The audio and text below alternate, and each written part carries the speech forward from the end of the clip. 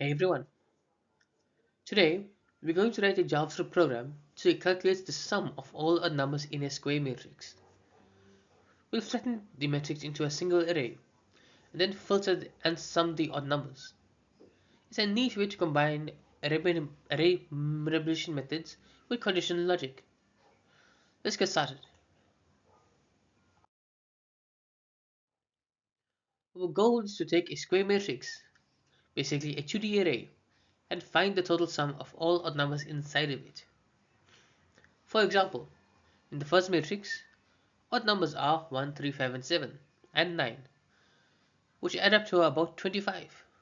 In the second, the odd numbers are -1 and -5, summing to -6.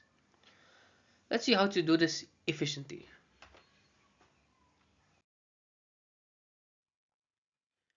Here's the function in action. First, we flatten the matrix into a single array using reduce and the spread operator. Next, we reduce that flattened array, adding only the odd numbers to our sum. We use the exclamation a modulo 2 to check if a number is even. If so, we skip it. Otherwise, we add it. This creates a clean functional approach to our problem.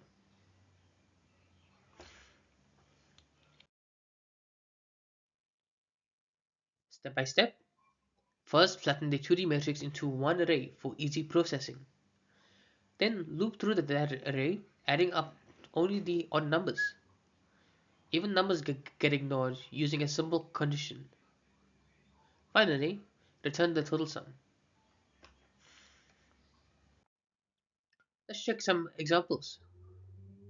In the first matrix, the odd numbers are 1, 3, 5, and 7, and 9, totaling up to 25. In the second, the odd numbers are -1 and -5, summing up to -6.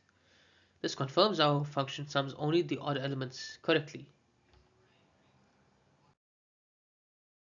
Summing odd numbers in matrices is useful in data analysis when filtering specific data points. In image processing, matrices of pixel values might need selective calculations. Scientific computations often use matrices with such conditions. This exercise strengthens your skills with arrays, loops, and conditionals.